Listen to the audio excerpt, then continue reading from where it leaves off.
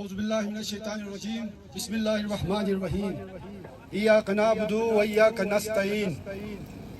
آج تقریباً ہفتہ ہو چکا ہے، دیامر کی عوام یہاں پہ جو سراپا احتجاج ہے، میں ذاتی طور پر اس احتجاج کو مثبت انداز میں لے رہا ہوں، کیونکہ جو فنڈامنٹل رائٹس ہیں، جو ڈیم کے حقوق ہیں، وہ تو کسی قیمت پہ بھی کوئی نہیں لے سکتا، ہم وہ لے کے جائیں گے۔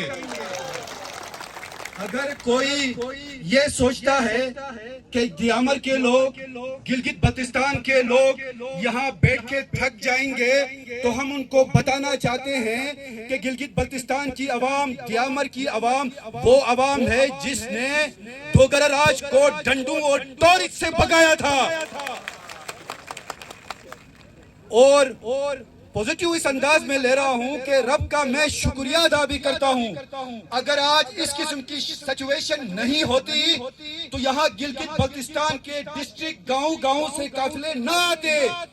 آج جو ہے دیامر جو ہے وہ خوشیاں بھی بانٹ رہا ہے پورے گلگت بلتستان میں۔ یہ اعزاز جاتا ہے دیامر کی عوام کو، اور یہ پلیٹ فارم انشاءاللہ تعالی 76 سالوں میں سب سے بڑا پلیٹ فارم اور ایک سٹارٹ ہوگا پوری گلگت بلتستان میں۔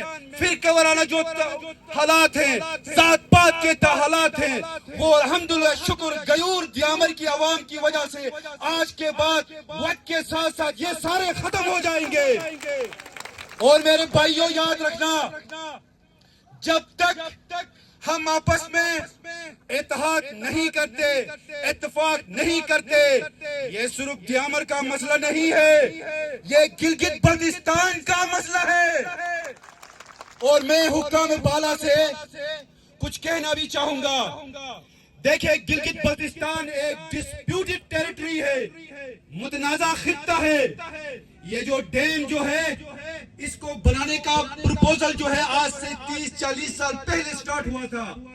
سوال یہ پیدا ہوتا ہے کہ یہ اسی وقت سٹارٹ کیوں نہیں ہوا؟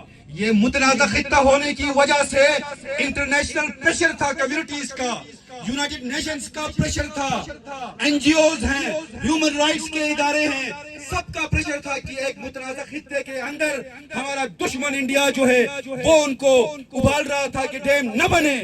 لیکن سلام ہو دیامر کی عوام کو، جنہوں نے اپنے گھروں کو، اپنی زمینوں کو، اپنے فنڈامنٹل رائٹس کو پاکستان کے لیے قربان کیا۔ اور دیامر کی عوام سے پہلے وہ اب ڈنے، یہاں ذمہ داران ہیں، ان کو پتا ہوگا 2007 اور 2010 میں ایک ایگریمنٹ ہوا تھا، سٹلینڈ میجارے ایگریمنٹ جو ہے اس کے مطابق، بلکہ ان کو جو 2100 سے زیادہ گھر جو ہیں وہ افیکٹڈ ہوتے ہیں۔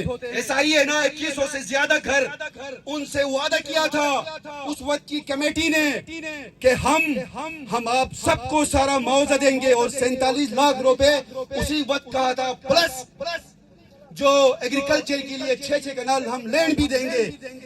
آج کدھر ہے وہ حکام بالا؟ کتنے دنوں سے یہاں پہ لوگ سراپا احتجاج ہیں؟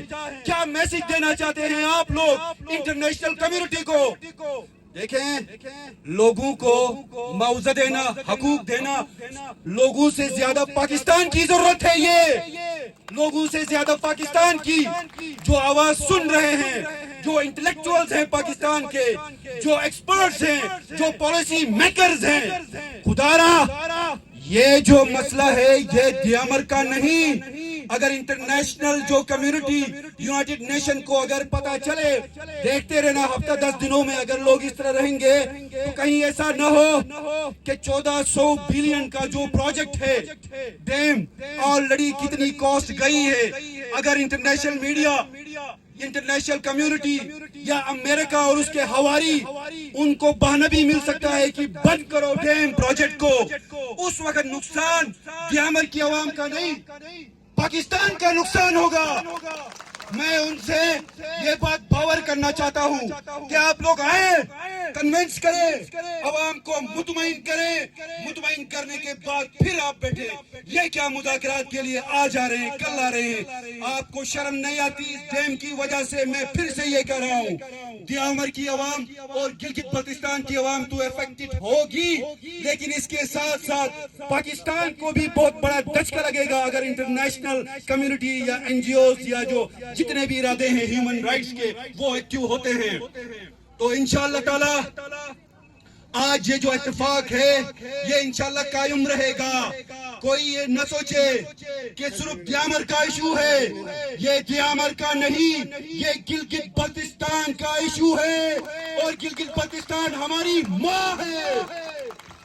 میں جا ایک متمرک امن ہن تو تھے علاقہ ترقی تھے یا چھبیے انی وقتر بہت سارے لوگ جو ہم ایک برادرانہ ایک ماحول بن چکا ہے جی بی کا, بہت سارے ایسے لوگ ہوں گے, ایسے پپٹس ہوں گے, ٹاؤٹس ہوں گے جو چاہیں گے کہ اس دھرنے میں کوئی نہ کوئی نا اتفاقی ہو.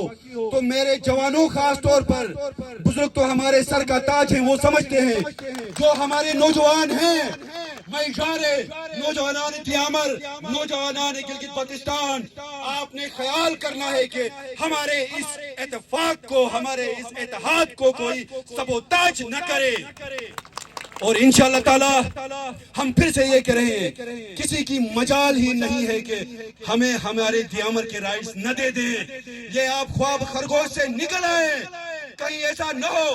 ہم ذمہ داران سے آج یہ کہتے ہیں کہ آپ ہمیں ایک دن پہلے اشارہ دے دیں کہ گلگت سٹی کو بند کر دیں. حلفاً یہ کہتا ہوں کہ گلگت سٹی کے اندر کوئی بھی نہیں چلے گا. حقوق دو, حقوق دو, حقوق دو. اور اس وقت آپ کو پتا ہے پاکستان تحریک انصاف کن مشکلات کا سامنا کر رہی ہے.